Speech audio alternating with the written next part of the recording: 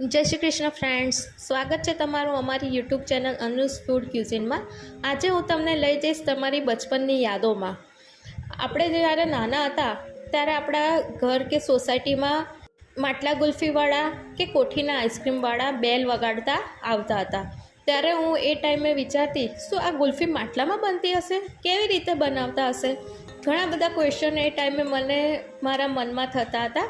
તો ચાલો હું તમને તમારી બચપનની યાદમાં પાછા લઈ જાઉં અને મારી રેસીપીને તમે એન્જોય કરો। જો તમને મારી રેસીપી ગમતી હોય તો મારી ચેનલને લાઈક કરજો, શેર કરજો અને સબસ્ક્રાઈબ કરજો। ચાલો રેસીપી શરૂ કરીએ।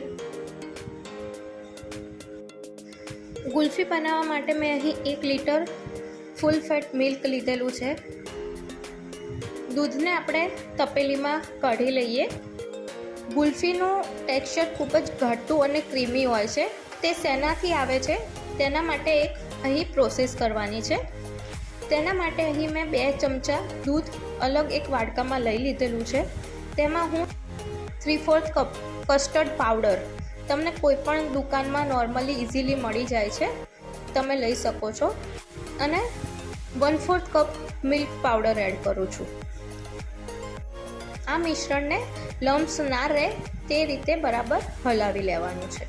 અહીં ખાસ એ વાતનું ધ્યાન રાખવાનું છે કે દૂધને નોર્મલ રૂમ ટેમ્પરેચરવાળું જ લેવાનું છે, તેનાથી પાવડર બરાબર દૂધમાં મિક્સ થઈ જશે। જો તમે ગરમ દૂધ લેશો તો ગાંઠા પડશે, તેથી તમારે નોર્મલ ટેમ્પરેચરવાળું દૂધ લેવાનું છે।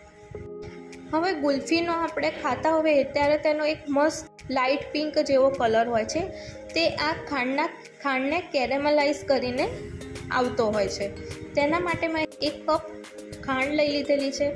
ખાંડને આપણે કઢાઈમાં એડ કરી દઈશું। હવે થોડાક ટાઈમ માટે તેને બિલકુલ હલાવવાનું નથી, તેને એની જાતે જ ઓગળવા દેવાની છે। ખાંડમાં કંઈ પણ પાણી કે કશું જ ઉમેરવાનું નથી, ખાંડ જાતે જ ઓગળવાનું ચાલુ કરી દેશે। તમે જોઈ શકો છો કે ખાંડ ધીમે ધીમે ઓગળવાનું શરૂ થઈ ગઈ છે। તો હવે આપણે ચમચાથી તેને સહેજ હલાવી લઈએ। અહીં મેં એલ્યુમિનિયમની કઢાઈ લીધેલી છે, તેથી મારે એને કન્ટિન્યુઅસ હલાવતા રહેવું પડે છે। જો તમે ખાંડને આ પ્રોસેસથી જ કેરેમલાઇઝ કરશો તો ગુલ્ફીનો મસ્ત એવો ટેસ્ટ અને કલર આવે છે। અને જો તમે આ જ પ્રોસેસથી અને આ જ માપથી ઘરે ગુલ્ફી બનાવવાનો ટ્રાય કરશો તો સરસ એવી ગુલ્ફી તૈયાર થશે। હવે આપણી ખાંડ બરાબર પીગળી ગઈ છે, કેરેમલાઇઝ થઈ ગઈ છે, બહુ સુંદર બ્રાઉન કલર આવેલો છે। તો તેમાં આપણે રૂમ ટેમ્પરેચરવાળું 1 લીટર દૂધ જે હતું તે ધીમે ધીમે એડ કરીએ। દૂધને ખાંડમાં એડ કરવાથી ખાંડના ફરીથી એક લમ્સ બની જાય છે, તો તમારે અહીં ચિંતા કરવાની કોઈ જરૂર નથી, એ લમ્સ ધીમે ધીમે પીગળી જશે। તમે જોઈ શકો છો કે ખાંડ સરસ એવી દૂધમાં મિક્સ થઈ ગઈ છે અને જે લમ્સ હતા તે પણ પીગળી ગયા છે। હવે દૂધને કન્ટિન્યુઅસ હલાવતા રહેવાનું છે અને દૂધ આપણું 10 થી 15 મિનિટ જેવું કન્ટિન્યુઅસ ઉકાળવાનું છે।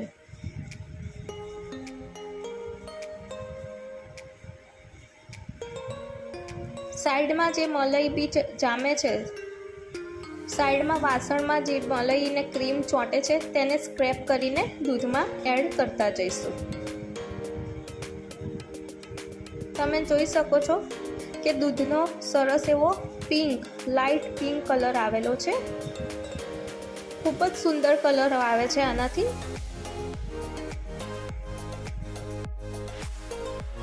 હવે લગભગ 10 મિનિટ જેવી થઈ ગઈ છે ને આપણું દૂધ સરસ એવું ઉકળી ગયું છે।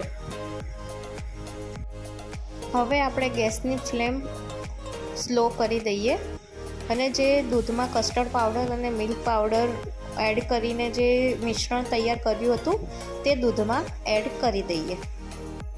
હવે તેને બરાબર દૂધમાં મિક્સ કરી લેવાનું છે અને લગભગ 5 થી 7 મિનિટ થવા દેવાનું છે।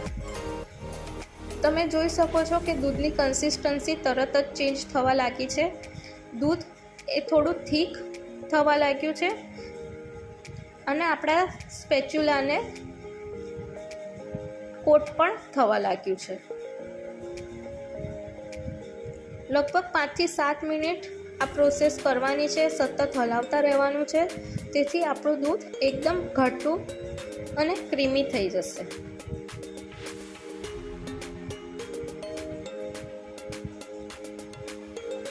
હવે આપણું દૂધ બરાબર ઉકળી ગયું છે. તેને ઠંડુ કરવા માટે એક થાળીમાં હું ઠંડુ પાણી લઉં છું અને તેને વાડકામાં કાઢી લઉં છું. તમે જોઈ શકો છો સરસ એવું થીક આપણું ગુલ્ફીનું મિશ્રણ તૈયાર થઈ ગયું છે, જે સ્પેચ્યુલાની ઉપર પણ કોટ કરે છે. હું અહીં બદામ અને પિસ્તાવાળી ગુલ્ફી બનાવું છું, તો તેને હું ગુલ્ફીના મિશ્રણમાં મિક્સ કરી લઉં છું અને અહીં એક ગ્લાસમાં હું ઠંડી કરવા માટે મૂકી દઉં છું.